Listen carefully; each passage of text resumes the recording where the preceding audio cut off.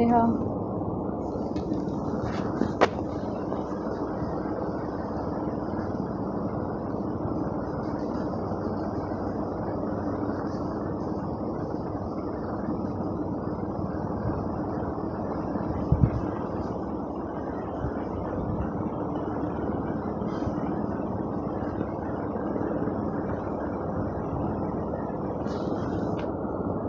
Video recording نہیں کرنا۔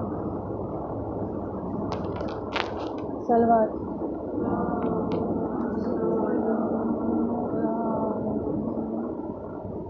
اعوذ باللہ من الشیطان اللعین الرجیم، بسم اللہ الرحمن الرحیم، الحمدللہ رب العالمین والصلاة والسلام علی سید الانبیاء والمرسلین، سیدنا و سید الثقلین، مولانا و مولا الکونین، امامنا و امام القبلتین، جد الحسن والحسین ابی القاسم مصطفیٰ،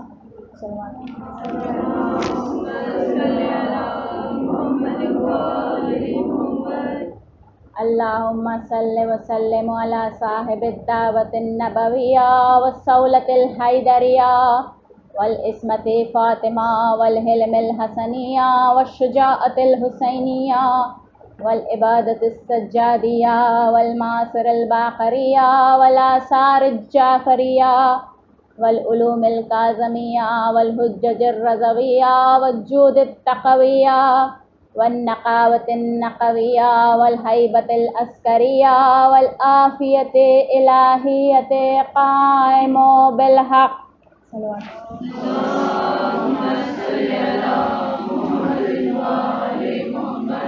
اما بعد فقد قال اللہ تبارک و تعالی قولہ الحق وہو اصدق الصادقین، بسم اللہ الرحمن الرحیم، بقیت اللہ خیر لکم ان کنتم مؤمنین۔ صلوات۔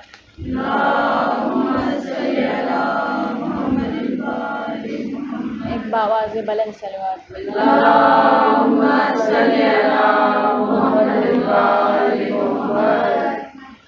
آج میرا موضوع گفتگو امام الزمانہ سے متعلق ہے۔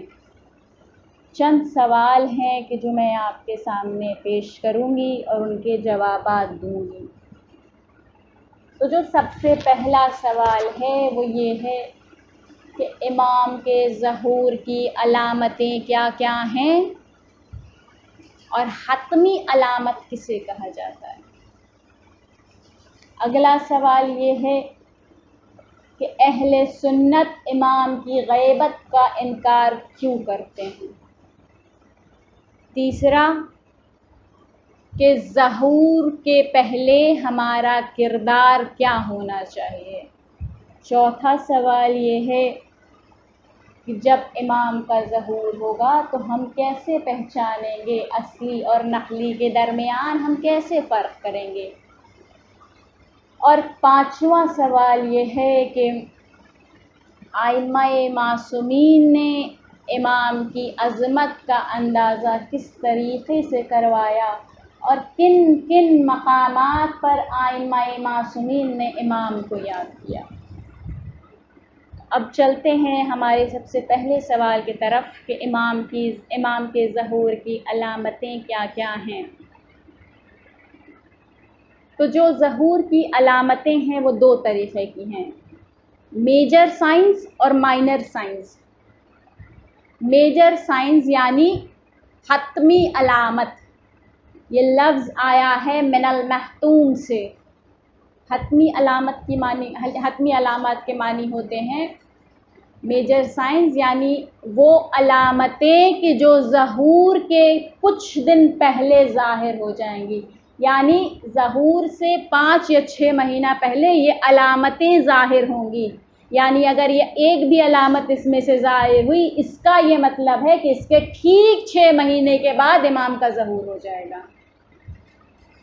اور مائنر سائنس جو ہے اس کا کوئی وقت معین نہیں ہے کہ یہ علامتیں کب ظاہر ہوں گی۔ یہ ظہور سے پہلے کبھی بھی ظاہر ہو سکتی ہیں. یہ ہے مائنر سائنس. تو دو طرح کی علامت ہوتی ہے، میجر سائنس اور مائنر سائنس. میجر سائنس کو ہم کہتے ہیں حتمی علامات. چھٹے امام جعفر صادق علیہ السلام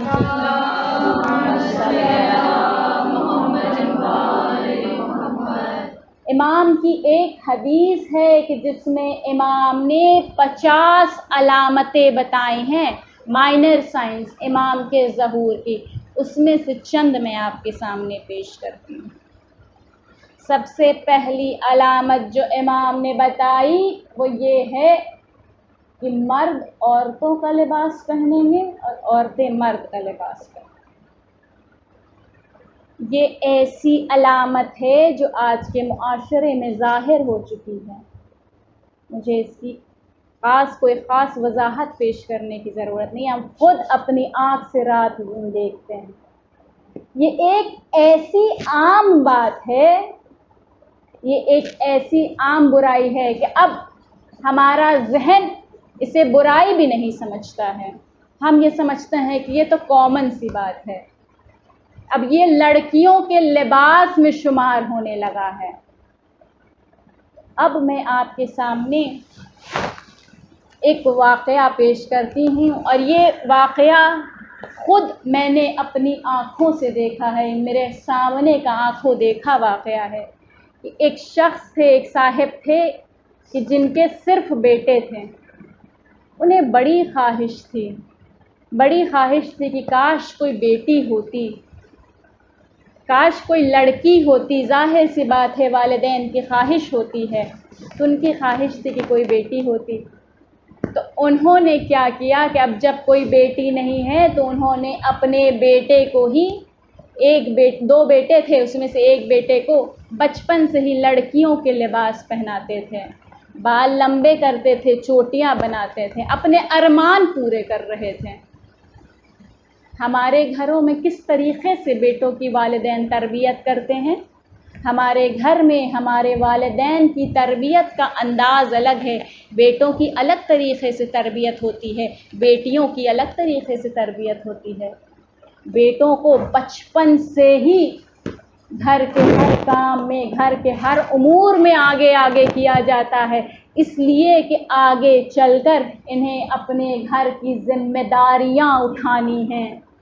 انہیں گھر کے ہر مسائل، ہر پرابلمز، ہر مرحلے سے آگاہ کیا جاتا ہے، ان سے رائے مشورہ لیا جاتا ہے. اور بیٹیوں کی تربیت کا کیا انداز ہے؟ بیٹیوں کی تربیت کا یہ انداز ہے کہ ماں باپ انہیں پھول کی طرح پالتے ہیں کہ یہ پرائی ہیں، کل کو اپنے گھر چلی جائیں گی تو ماں باپ انہیں بہت پھول کی طرح پالتے ہیں، انہیں بہت محبت سے رکھتے ہیں. ان کے اوپر زیادہ ذمہ داریاں نہیں ہوتی ہیں جیسی ایک بیٹوں پہ ہوتی ہے. تو وہ جو صاحب تھے انہوں نے اپنے بیٹے کو لڑکیوں کے لباس پہنائے، بال لمبے کروا کے چوٹیاں بنوائیں اور بیٹیوں کی طرح پالا، پھول کی طرح ہر ذمہ داری سے دور، ہر مسائل، ہر مرحلے سے الگ کر کے پالا. تو کچھ عرصے کے بعد جب وہ بچہ جوان ہوا، جب وہ بچہ بڑا ہوا تو اس کے اندر لڑکیوں کی خصلتیں شامل ہو گئیں. وہی شرم و حیا، وہی نزاکت جو کہ ایک لڑکی میں پائی جاتی ہے، اس کے کردار میں نسوانیت داخل ہو گئی. تو امام نے جو یہ کہا ہے کہ پہلی علامت ہے کہ عورتیں مرد کا لباس اور مرد عورتوں کا لباس پہنیں گے، تو یہ جو برائی ہے اس کے جو نتیجے ہوتے ہیں وہ میں نے آپ کے سامنے بیان کر دیے. اب اگلی علامت امام نے بتائی ہے کہ دنیا میں عورتوں کی حکومتیں زیادہ ہوں. تیسری علامت کہ لوگوں کا قبلہ و کعبہ ان کی بیویاں ہوں. یہاں پہ میری بزرگ بھی موجود ہیں، بہنیں بھی ہیں، برابردار بھی ہیں. البتہ بزرگوں سے بہت ادب کے ساتھ گزارش ہے کہ کوئی گستاخی ہو تو معاف کیجیے گا. ہماری یہ جو بستی ہے یہ اس برائی سے مبرہ ہے، میں جانتی ہوں کہ اس فرش پہ بیٹھنے والی اس بستی کی ہر خاتون اپنے حقوق کو بخوبی انجام دیتی ہے۔ بہت سے ایسے گھر ہوتے ہیں کہ ذرا ذرا سی بات پر مرد حضرات حجرے میں چلے جاتے ہیں اور جا کر بیوی سے رائے مشورہ کر کے باہر نکلتے ہیں۔ تو میں یہ نہیں کہہ رہی کہ خواتین سے رائے مشورہ کرنا غلط ہے، ظاہر ہے آپ کی شریک حیات ہے تو آپ کیسے نہیں اس سے رائے مشورہ کریں گے، رائے مشورہ کرنا بالکل صحیح ہے، لیکن فیصلے کا جو آخری حق ہوتا ہے وہ صرف مرد کے پاس ہوتا ہے۔ شاید اللہ نے مردوں کو عورتوں کا حاکم بنایا ہے اور کچھ وجہ تو ضرور رہی ہوگی کہ عورتوں کو اسلام میں جج بننے کی اجازت نہیں ہے۔ عورتوں کو جج اس لیے بننے کی اجازت نہیں ہے کہ عورت کو اللہ نے خلق کیا ہے کہ وہ اپنی گود سے آگے کی نسل چلائے، اپنے شکم سے آگے کی نسل چلائے، تو اس کے لیے ایک ماں کے پاس محبت ہونی چاہیے، رحم ہونا چاہیے، ہمدردی ہونی چاہیے۔ یہ سارے جذبات عورت کے اندر پائے جاتے ہیں، اور کبھی بھی اگر عورت جج بنے گی تو کبھی نہ کبھی کوئی تو ایسا موقع آئے گا کہ جب وہ اپنے عقل سے فیصلہ نہ کر کے اپنے جذبات سے فیصلہ کرے گی، تو یہاں تو عدل ختم ہو جائے گا۔ اسی لیے اسلام نے عورتوں کو جج بننے کی اجازت نہیں دی۔ اب اگلی علامت کیا ہے؟ اگلی علامت یہ ہے کہ لوگوں کا دین سونا و چاندی ہوگا، ڈالرز، پاؤنڈز، دولت، یہ لوگوں کا دین ہوگا۔ اب اس کے کیا معنی ہیں؟ اس کا معنی یہ ہے کہ ہم آج کل اپنے معاشرے میں دیکھتے ہیں کہ کئی ایسے لوگ ہوتے ہیں جو دوسروں کو عزت اس بنا پر دیتے ہیں کہ کس کے پاس کتنی دولت ہے، کس کے پاس کیسا عہدہ ہے، اس بنا پر دوسروں کو عزت دیتے ہیں۔ تو وہی امام نے یہ نہیں دیکھا جاتا ہے کہ کس کے پاس کتنا تقویٰ ہے، کون کتنا عبادت گزار ہے، اس بیسس پر عزت نہیں دیتے، بلکہ اس بیسس پر دیتے ہیں کہ کس کے پاس کتنی دولت ہے۔ تو یہ تھی چوتھی علامت کہ لوگوں کا دین درہم و دینار سونا چاندی ہوگا۔ اور پانچویں علامت یہ ہے کہ دنیا میں موسم تیزی سے تبدیل ہوں گے، گرمی کے موسم میں سردی، سردی کے موسم میں گرمی، اتنی تیزی سے موسم تبدیل ہوں گے جسے ہم کلائمیٹک چینج کہتے ہیں۔ اور بھی کئی ساری علامتیں ہیں جو کہ امام نے بتائی، میں نے چند آپ کے سامنے پیش کی ہے۔ اس کے بعد حتمی علامات امام نے بتائی۔ حتمی علامات یعنی کہ وہ علامتیں جو ظہور کے 5 یا 6 مہینے پہلے ظاہر ہوں گی۔ امام کا ظہور کب ہوگا؟ امام کا ظہور روز عاشور 10 محرم کے دن وقت عصر خانہ کعبہ میں امام ظہور فرمائیں گے۔ اس سے 5 یا 6 مہینہ پہلے کتنا ہوا؟ یعنی رجب کے مہینے سے یہ ساری علامتیں ظاہر ہوں گی۔ سب سے پہلی علامت دجال کا آنا۔ اب جو دجال آئے گا تو اس کے 2 حربے ہوں گے جسے وہ استعمال کر کے لوگوں کو گمراہ کرے گا۔ سب سے پہلا حربہ جو دجال کا ہے وہ ہے میوزک، موسیقی۔ وہ لوگ جو ابھی آج کے زمانے میں گانے باجے نہیں سنتے ہیں، دجال کا جو میوزک ہوگا وہ اتنی سریلی آواز ہے، اتنی سریلی آواز ہوگی کہ جن کے کان کو گانے باجے سننے کی عادت ہے، جب وہ یہ میوزک سنیں گے تو ان کے دل دجال کی طرف راغب ہو جائیں گے، وہ خود بخود دجال کے قابو میں ہو جائیں گے، دجال کے کنٹرول میں ہو جائیں گے۔ اور وہ لوگ جن کے کان کو میوزک گانے باجے کی عادت نہیں ہے، ان کے اوپر اس آواز کا کوئی اثر نہیں ہوگا۔ یہ تھا پہلا حربہ۔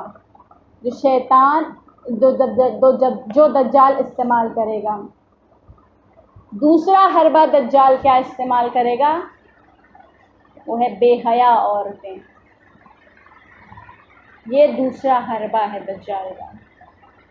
تو بیویوں، کسی نے بہت خوب کہا ہے کہ تبلیغ کا سب سے بہترین موقع، سب سے اچھا موقع موت کا وقت ہوتا ہے، یعنی کہ وہ وقت جب انسان اپنی زندگی کی ایک طویل مدت گزار چکا ہوتا ہے اور اسے اپنے آگے صرف اپنی قبر نظر آ رہی ہوتی ہے۔ جب جوان تھا تو اس نے جتنے گناہ کیے تھے وہ سب نظر آ رہے ہوتے ہیں۔ جب ایسا ہوتا ہے، جب وہ بڑھاپے کو پہنچ جاتا ہے، تب اس پر تبلیغ کریے، بہت اثر ہوتا ہے اس تبلیغ کا۔ لیکن جیسا کہ روایتوں میں ملتا ہے، امام فرماتے ہیں کہ اللہ نے جوانی کی عبادت میں زیادہ ثواب رکھا ہے۔ اگر کوئی جوان 2 رکعت نماز پڑھتا ہے تو اسے 4 رکعت نماز کا ثواب ملتا ہے، اور اگر کوئی بوڑھا 2 رکعت نماز پڑھتا ہے اسے اس کی صرف اس 2 رکعت نماز کا ثواب ملتا ہے۔ انسان جب بوڑھا ہو جاتا ہے، جب سارے بدن کے اعضاء بیکار ہو جاتے ہیں، گھٹنے سے گھٹنا مڑتا نہیں ہے، ہاتھ اٹھتا نہیں ہے، تب اب جب کسی کام کے لیے ہم بچتے نہیں ہیں، کسی کام کے لائق نہیں ہوتے ہیں، تب ہم خدا کی بارگاہ میں جاتے ہیں۔ اللہ کہتا ہے کہ اس وقت میرے پاس آؤ جب تمہارے بدن میں طاقت ہو، جب تمہارے پاس فرصت کا وقت ہے، اس وقت میری عبادت کرو تو اس کا زیادہ ثواب ہے۔ تو میں کیا کہہ رہی تھی کہ تبلیغ کا سب سے بہترین موقع، سب سے اچھا موقع موت کا وقت ہوتا ہے، اور تبلیغ کا سب سے بدترین موقع شادی بیاہ۔ یہ وہ وقت ہوتا ہے کہ اس وقت آپ چاہے جتنی تبلیغ کر لیں، لوگوں کے اوپر اس کا کوئی اثر نہیں ہوتا۔ یہ محرم کے جو ایام ہیں، 2 مہینے 10 دن، اس میں ہم اپنے کردار کو دیکھیں، کیا عالم رہتا ہے۔ جب گھر سے باہر نکلتے ہیں تو سر سے لے کر پاؤں تک پورا جسم چھپا رہتا ہے، اور بس محرم ختم ہوا نہیں کہ اپنی ابا اپنی چادر اٹھا کر المیرہ میں رکھ دی، کہ دل میں یہ خیال رہتا ہے کہ حفاظت سے رکھ دیتے ہیں، انشاءاللہ اگلے سال پھر محرم میں کام آئے گی۔ اور شادی بیاہ میں کیا ہوتا ہے؟ جب ہم شادی بیاہ میں جاتے ہیں تو ناخنوں کو سجایا جاتا ہے، آنکھ کا میک اپ ہوتا ہے، بھووں کا میک اپ ہوتا ہے، یہاں تک کہ پورے چہرے کا میک اپ ہوتا ہے۔ میں نے منع نہیں کیا میک اپ سے، ضرور کریے میک اپ، لیکن شریعت میں پردے کے بارے میں یہ ہے کہ آپ کے بال اگر چھپے ہوں تو آپ چہرہ دکھا سکتی ہیں، لیکن شرط یہ ہے کہ چہرے پر کوئی میک اپ نہ ہو۔ اگر آنکھ میں ایک سرما بھی لگا ہے اور آپ اس طریقے سے کسی نامحرم کے سامنے جائیں گی تو یہ بالکل ویسا ہی ہے جیسے آپ بے حجاب کسی نامحرم کے سامنے چلی جائیں۔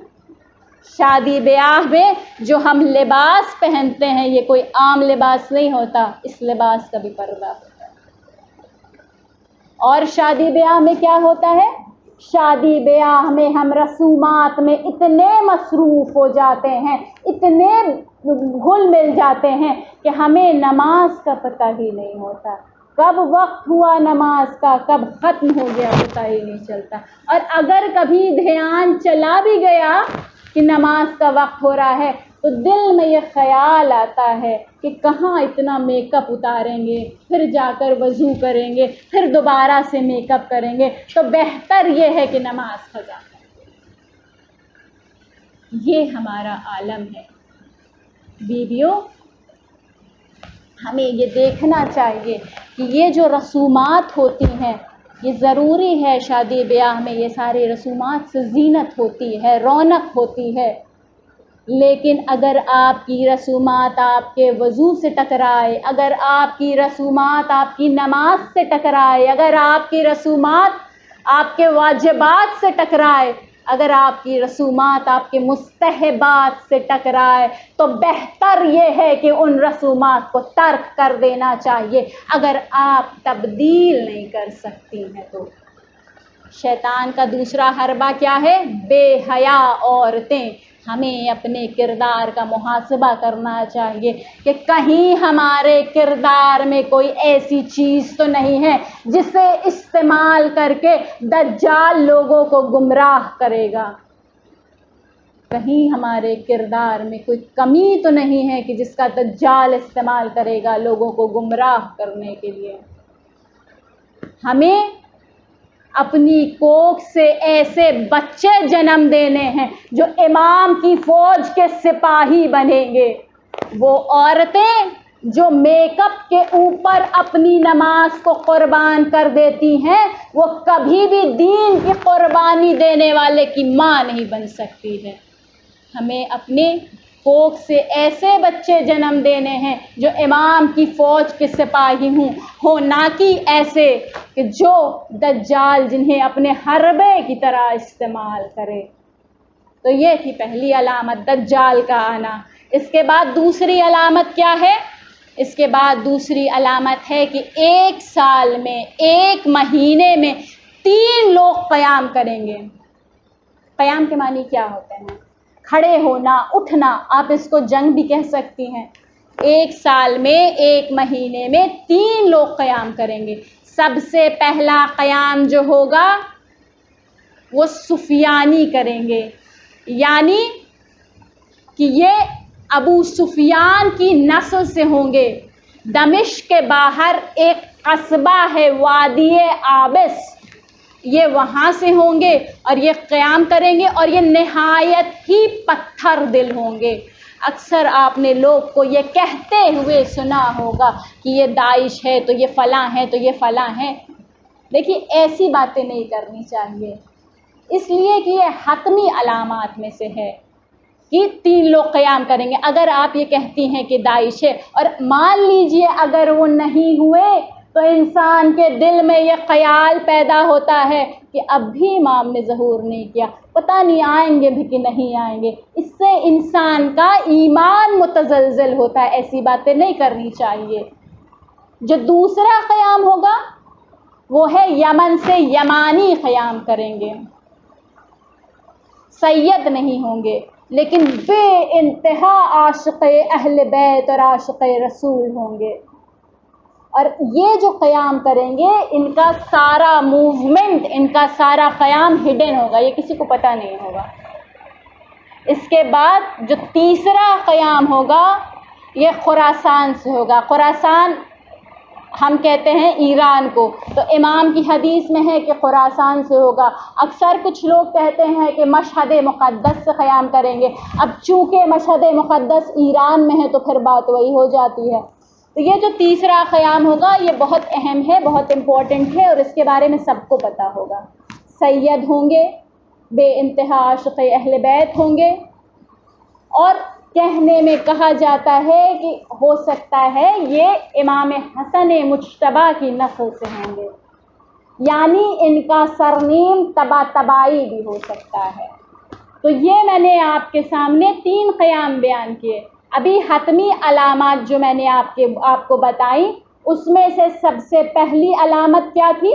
دجال کا آنا، دوسری سفیانی کا قیام، تیسری یمانی کا قیام، چوتھی یہ خراسان سے جو قیام ہوگا وہ۔ اس کے بعد 5ویں علامت ہے کہ رمضان کے مہینے میں شب قدر کے دن ایک چیخ سنائی دے گی جس سے شب قدر مشخص ہو جائے گی، یعنی پتہ چل جائے گا کہ یہی شب قدر ہے۔ اور اس وقت اسے کہتے ہیں عربی زبان میں سیحہ۔ سیحہ کے معنی ہوتے ہیں آسمانی ندا کے۔ اکثر لوگ یہ کہتے ہیں کہ یہ چیخ کی آواز ٹی وی پہ سنائی دے گی تو ریڈیو پہ سنائی دے گی، تو نہیں، یہ آسمانی ندا ہوگی جو آسمان سے آئے گی، جسے سیحہ کہتے ہیں۔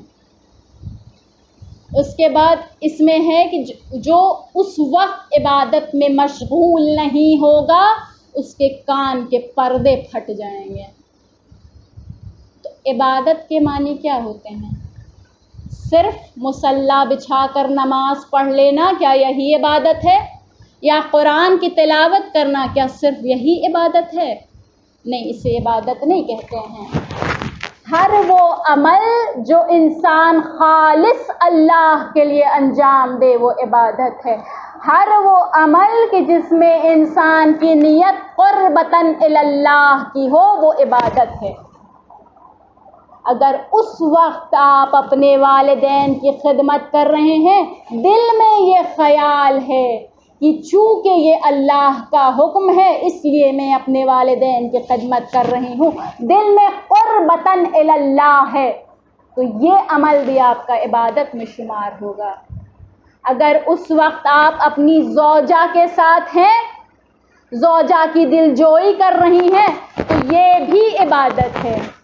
اس لیے کہ حدیث میں ملتا ہے کہ رمضان کے مہینے میں مسجد میں بیٹھ کر اعتکاف کرنے سے کہیں زیادہ ثواب ہے کہ آپ زوجہ کے ساتھ وقت گزاریں اور زوجہ کی دل جوئی کریں، تو یہ بھی عبادت ہے۔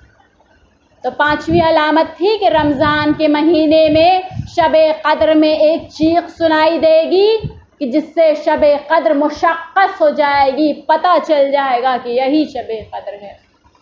اس کے بعد جو چھٹی علامت ہے جو کہ سب سے آخری علامت ہے، اس میں ذی الحج کے مہینے میں یعنی حج کے 4 دن کے بعد، ذی الحج کے مہینے میں حج کے 4 دن کے بعد بیت الرکن والمقام یعنی رکن یمانی اور مقام ابراہیم کے بیچ میں ایک سید زادہ پاک دل انسان، ایک بہت بڑا عالم جس کی قدر ساری دنیا کرتی ہوگی، کعبے کا طواف کرتے ہوئے رکن یمانی اور مقام ابراہیم کے بیچ میں ان کی چھری سے کمر کاٹ کے انہیں شہید کر دیا جائے گا، جسے نفس زکیہ بھی کہتے ہیں۔ بہت سے لوگ اسے زکیہ پڑھتے ہیں، زکیہ نہیں کہتے، نفس زکیہ بھی کہتے ہیں۔ تو ان کی جو شہادت ہوگی اس کے ٹھیک 25 دن کے بعد امام کا ظہور ہوگا۔ تو حتمی علامات میں نے آپ کو کیا کیا بتایا؟ دجال کا آنا، وہ 3 قیام، رجب کے مہینے میں شب قدر میں ایک چیخ کا سنائی دینا، اور سب سے آخری تھا ذی الحج کے مہینے میں حج کے 4 دن کے بعد نفس زکیہ کا ختم۔ تو یہ تھا میرے پہلے سوال کا جواب کہ امام کے ظہور کے پہلے کیا کیا علامتیں ہیں اور حتمی علامات کسے کہا جاتا ہے۔ اس کے بعد ہمارا اگلا سوال یہ ہے کہ اہل سنت امام کی غیبت کا انکار کیوں کرتے ہیں؟ دیکھیے، مسئلہ سب سے بڑا یہ ہے کہ اگر وہ یہ مان لیں کہ امام غیبت میں ہیں، اگر وہ امام کی غیبت کا اقرار کر لیں، تو سب سے بڑا مسئلہ یہ ہے کہ انہیں سب سے پہلے 11 کو ماننا پڑے گا، جو کہ بنیادی اختلاف تو یہیں پر ہو جاتا ہے۔ مسلمانوں کی جتنے بھی فرقے ہیں اس میں سے کوئی بھی 12 اماموں کو ماننے والا نہیں ہے۔ ان کے جتنے بھی خلفاء ہیں، کسی میں کچھ کم ہیں، کسی میں کچھ زیادہ ہیں، تو کوئی بھی 12 کو ماننے والا نہیں ہے۔ صرف ایک شیعہ اثنا اشعری ہے کہ جو 12 اماموں کو مانتے ہیں۔ اس کے بعد بہت سے افراد یہ کہتے ہیں کہ جو چیز دکھائی نہ دے، جس چیز تک رسائی ممکن نہ ہو، تو اس کا انکار کر دینا ہی بہتر ہے۔ تو میں آپ سے پوچھتی ہوں کہ اگر انکار کا یہی طریقہ ہے تو جناب خضر کا بھی انکار کر دو، جناب عیسیٰ کا بھی انکار کر دو، اور یہاں تک کہ شیطان، اس کے بارے میں کیا کہیں گی؟ لوگوں سے پوچھئے کہ آپ گناہ کیوں کرتے ہیں، تو لوگ یہ جواب دیں گے کہ شیطان دل میں وسوسے کر دیتا ہے کہ جس سے ہم گناہ کرتے ہیں۔ تو وہ شیطان کے جو مردود بھی ہے، ملعون بھی ہے، وہ نظر نہیں آتا، دور سے بیٹھ کر دل میں وسوسے کر دیتا ہے اور ہم گناہ کر دیتے ہیں۔ لیکن جو الہی نمائندہ ہے، جسے اللہ نے ہدایت کے لیے بھیجا ہے، وہ ہدایت نہیں کر سکتا۔ مسلمان اگر ماننے پر آئیں تو جناب خضر کو مان لیں گے، جناب الیاس کو مان لیں گے، اور اگر نہ ماننے پر آئیں تو امام کا انکار کر دیں گے۔ صلوات اللہم صلی علی محمد وآل محمد۔ تب اگلا سوال یہ ہے کہ ظہور سے پہلے ہمارا کردار کیا ہونا چاہیے؟ ایک جوان آیت اللہ سیستانی کے پاس آتا ہے اور آ کر سوال کرتا ہے کہ آغا یہ بتائیے کہ امام مہدی کے پاس ایسا کیا ہوگا کہ وہ دنیا میں عدل و انصاف کی حکومت قائم کر لیں گے اور باقی ائمہ یعنی رسول اللہ صلی اللہ علیہ وآلہ وسلم یا مولا علی علیہ السلام دنیا میں عدل و انصاف کی حکومت نہیں قائم کر پائیں؟ امام کے پاس ایسا کیا ہوگا کہ جو باقیوں کے پاس نہیں ہے؟ آیت اللہ سیستانی نے جواب دیا کہ امام کے پاس ایسا کچھ بھی نہیں ہے جو باقیوں کے پاس تھا۔ امام کے پاس وہ سب کچھ ہے کہ جو باقیوں کے پاس ہے، کچھ بھی ایسا نہیں ہے جو باقیوں کے پاس نہیں تھا۔ کمی معاشرے میں تھی، امام میں نہیں تھی۔ لوگ اس طرح سے اتباع نہیں کرتے تھے، اتنا ادراک نہیں تھا لوگوں میں۔ جب رسول اللہ قرآن کی آیتیں سناتے تھے تو لوگ یہ کہتے تھے کہ یہ کیا باتیں کر رہے ہیں، یہ کیا بولے جا رہے ہیں، ہمیں تو کچھ سمجھ میں نہیں آ رہا ہے۔ اس طرح سے لوگ باتیں کرتے تھے۔ مولا علی نے کہا کہ چلو جہاد پر چلتے ہیں، تو لوگ یہ کہتے تھے کہ معاذ اللہ ان کا دماغ تو نہیں خراب ہو گیا ہے، اتنی گرمی ہے، بھوک پیاس سے ہم یہاں پریشان ہو رہے ہیں اور یہ کہہ رہے ہیں کہ جہاد پہ چلو۔ تو لوگ اس طریقے سے اتباع نہیں کرتے تھے۔ امام مظلوم لوگوں کی وجہ سے تھے۔ جب امام کا ظہور ہوگا، جب 12ویں امام تشریف لائیں گے، اس وقت لوگوں میں، ہر انسان میں اتنا ادراک ہوگا، اتنا فہم ہوگا کہ صرف 2 کیمپ ہوں گے۔ میں نے یہ نہیں کہا کہ صرف شیعہ ہوں گے، میں نے کہا کہ 2 کیمپ ہوں گے، یا تو امام کے ماننے والے ہوں گے یا امام کے مخالف ہوں گے۔ شیعوں میں بھی یا تو امام کے ماننے والے ہوں گے یا امام کے مخالف ہوں گے، سنیوں میں بھی امام کے ماننے والے ہوں گے، امام کے مخالف ہوں گے، کافروں میں بھی امام کے ماننے والے ہوں گے یا امام کے مخالف ہوں گے۔ صرف 2 کیمپ ہوگا، کوئی بیچ کا کیمپ نہیں ہوگا کہ ان کے ساتھ گئے تو ان کے ہو گئے، ان کے ساتھ گئے تو ان کے ہو گئے۔ صرف 2 کیمپ ہوں گے، ہر آدمی میں اتنا ادراک ہوگا۔ پاکستان کا ایک بہت بڑا شاعر جو کہ شیعہ نہیں ہے، اس کا ایک شعر ہے کہ میرا حسین ابھی کربلا نہیں پہنچا، میرا حسین ابھی کربلا نہیں پہنچا، میں حر ہوں اور ابھی لشکر یزید میں ہوں۔ یعنی کہ میں اپنے زمانے کے حسین کے انتظار میں ہوں۔ جب امام کا ظہور ہوگا تو امام ایک آیت کی تلاوت کریں گے، وہی آیت کہ جسے آج میں نے اپنا سرنامہ کلام بنایا، بقیت اللہ خیر لکم منکم مؤمنین، یعنی کہ جسے اللہ نے باقی رکھا وہ تمہارے لیے خیر ہی خیر ہے، مگر شرط یہ ہے کہ تم مومن ہو۔ ایمان رکھنے والوں کے لیے امام کا ذکر خیر ہی خیر ہے۔ غیبت کبریٰ جو ہے وہ اتنی طولانی ہے کہ چھٹے امام کی حدیث ہے کہ ایک زمانہ ایسا آئے گا، ایک دور ایسا آئے گا کہ لوگ یہ کہیں گے کہ لگتا امام نہیں آئیں گے، معاذ اللہ لگتا ہے کہ امام کا انتقال ہو گیا، اب امام نہیں ظہور فرمائیں گے۔ اتنی طولانی غیبت کبریٰ ہے۔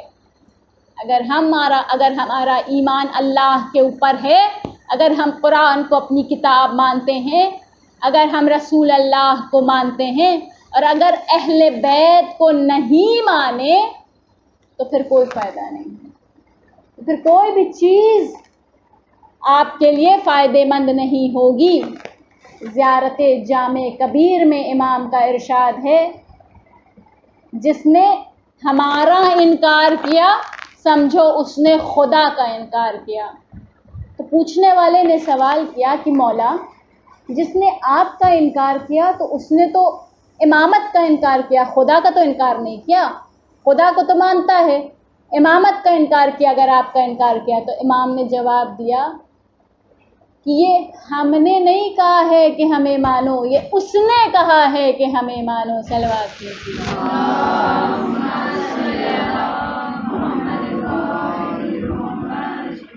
کوئی نہیں جانتا ظہور کے وقت کو، کوئی نہیں جانتا کہ امام کب ظہور فرمائیں گے، یہاں تک کہ امام خود بھی نہیں جانتے ہیں۔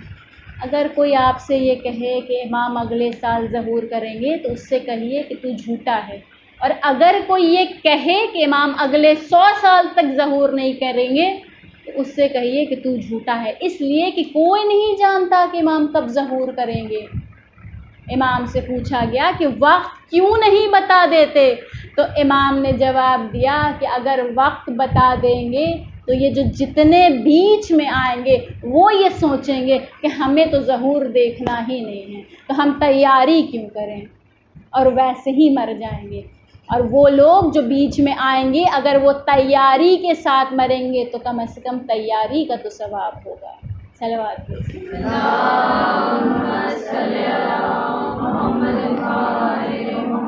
آواز بلند صلوات۔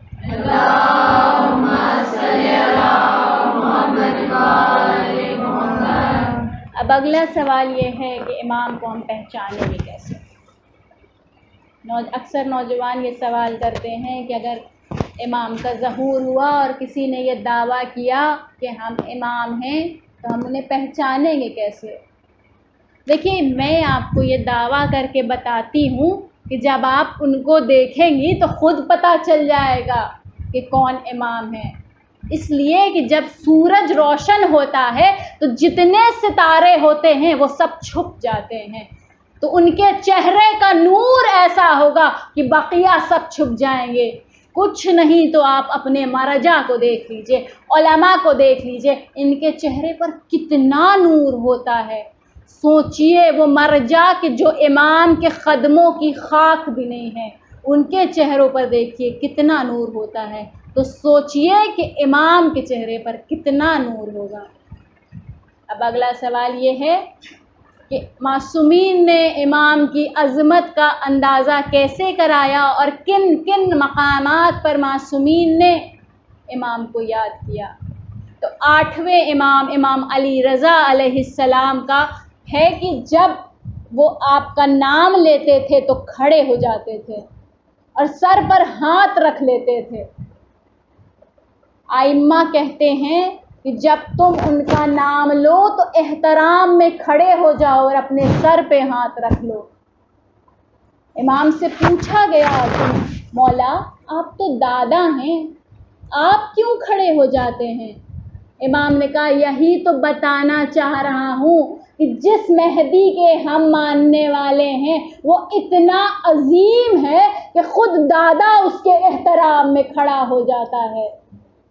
کتنے سارے مقامات ہیں کہ جس پر سارے نبیوں نے امام کو یاد کیا۔ اہل سنت کی کتابوں میں ہے کہ 119 مقامات پر ان کا بی بی فاطمہ نے یہ کہا گیا ہے کہ وہ بی بی فاطمہ کی نسل سے ہوں گے۔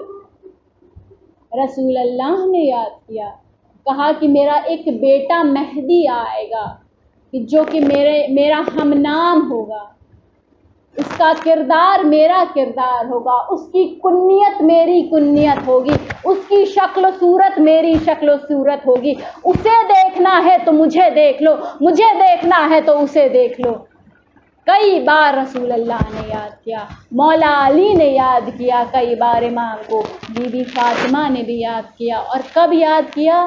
کہ جب آپ دربار سے لوٹ رہی تھیں تو کہہ رہی تھیں کہ دیکھو تم نے آج میرا حق تو مار لیا، لیکن یہ یاد رکھنا کہ میرا ایک بیٹا آئے گا جو تم سے میری ہر اس چیز کا بدلہ لے گا۔ امام حسن نے بھی یاد کیا، امام حسین نے بھی یاد کیا، اور امام حسین نے کب یاد کیا؟ جب کربلا میں امام ایک چھوٹی سی میت کو دفنا رہے تھے، تب امام نے امام مہدی کو یاد کیا۔ بس ہزاداران مظلوم کربلا، یہ باتیں یہیں پر تمام ہوتی ہیں۔ اللہ نے یہ پوری کائنات پنجتن کے شوق میں بنائے، اگر پنجتن نہ ہوتے تو اللہ یہ کائنات ہی خلق نہ کرتا۔ اور امت نے ان پنجتن کے 5 جنازوں کا کیا حشر کیا وہ سنیں گی۔ سب سے پہلا جنازہ جو اہل بیت کے گھر سے نکلا وہ ہے رسول اللہ کا جنازہ۔ کتنے افراد تھے رسول کے جنازے میں؟ 13 لوگ تھے۔ 13 لوگوں نے رسول کا جنازہ اٹھایا۔ مولا مرثیہ پڑھتے رہ گئے۔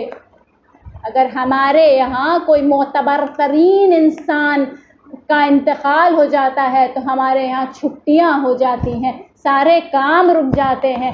سوچئے یہ رسول کا انتقال ہوا ہے، رسول دنیا سے رحلت کیے ہیں، اور کتنے افراد ہیں جنازے میں؟ صرف 13 لوگ ہیں۔ بعد میں جب لوگ آئے تو بڑی شکایت ہوئی مولا علی سے کہ اہل بیت تو ہمیں اپنے گھر کے جنازوں میں شریک بھی نہیں کرتے ہیں۔ تو مولا نے ایک پورا لمبا خطبہ دیا کہ میں کسی کا محتاج نہیں ہوں۔ دوسرا جنازہ 75 یا 95 دن کے بعد اسی اہل بیت کے گھر سے نکلا۔ کتنے افراد تھے اس جنازے میں؟ 4 لوگ تھے۔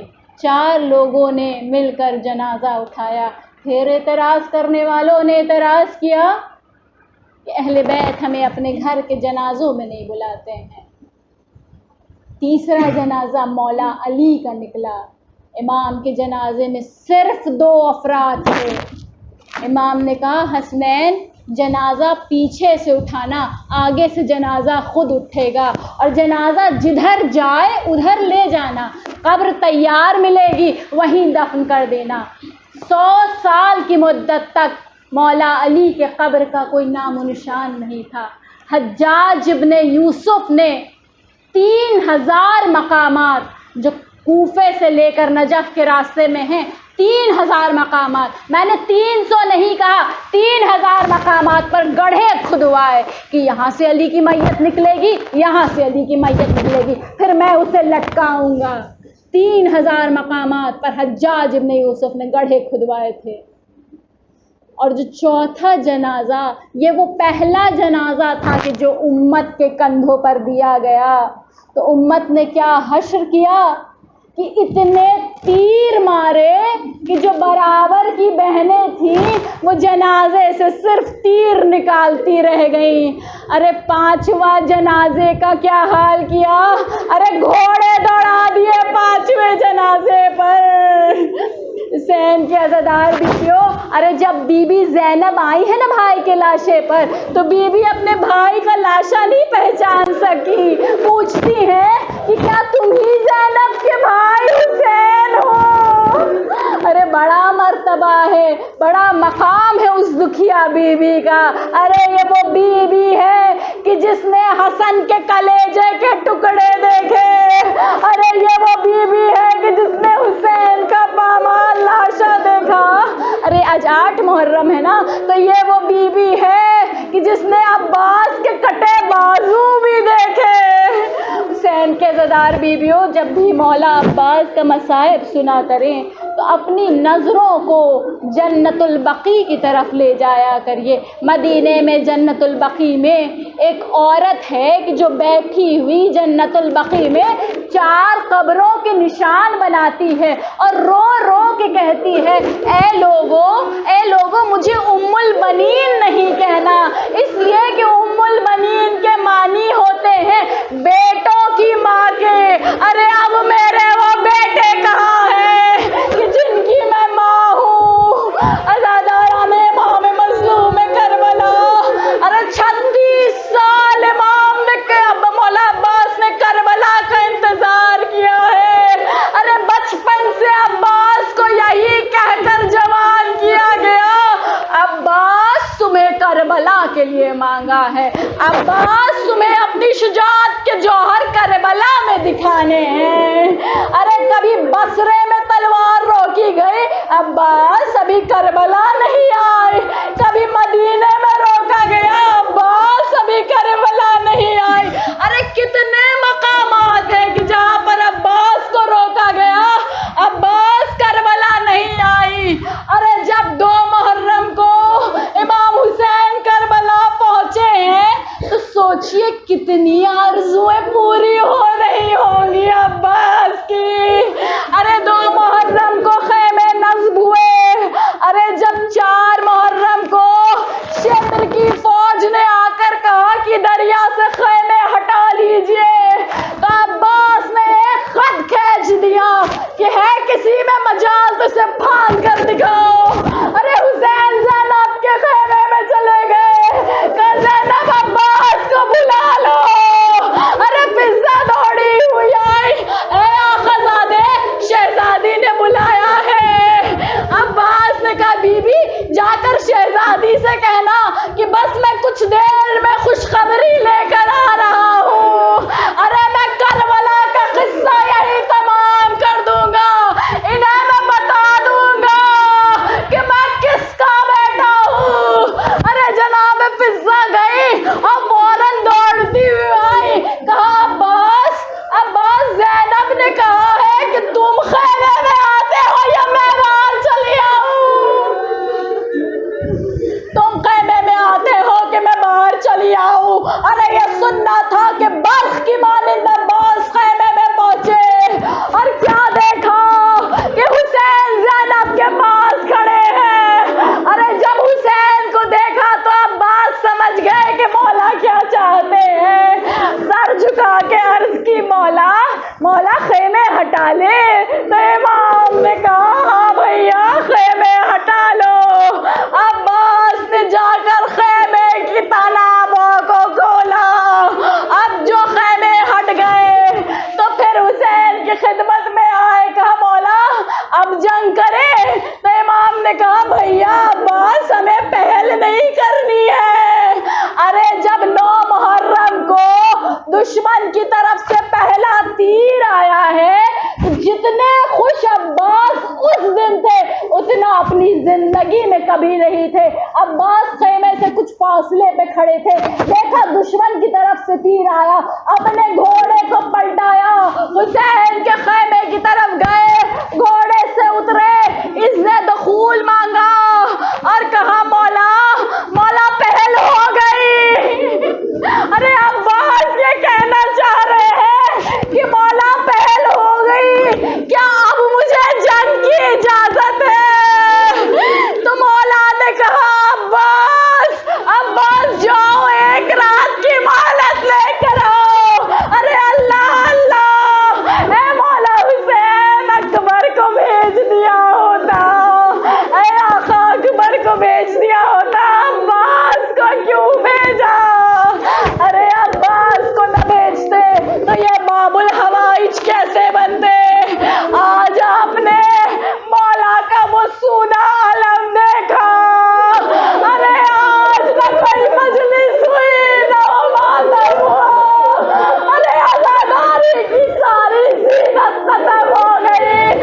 ارے جی بھر کے اپنے مولا کو پرسا دینا، ارے پتہ نہیں اگلے برس ہم زندہ رہے، کیا ہمیں اگلے برس یہ نصیب غم ہوگا یا نہیں ہوگا؟ ہم نے اپنی مرادیں مانگی۔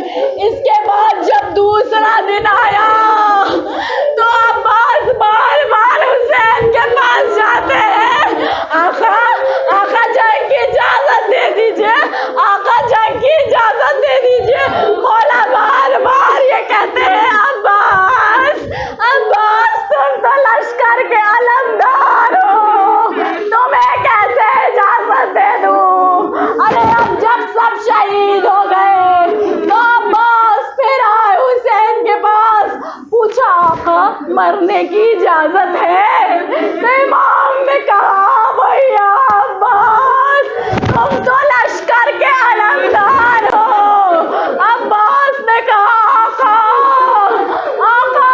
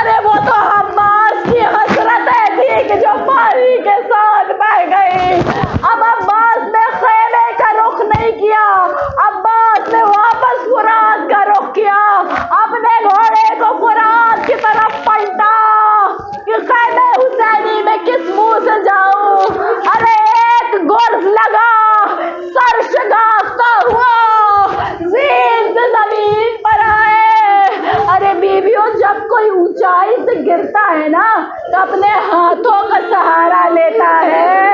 ارے بے بس یہ ہے عباس کہ جس کے ہاتھ بھی سلامت نہیں، منہ کے بل زمین پر آئے.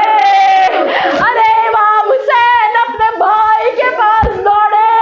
ارے یہ کہتے جاتے ہیں عباس تو نے تو میری کمر توڑ دی.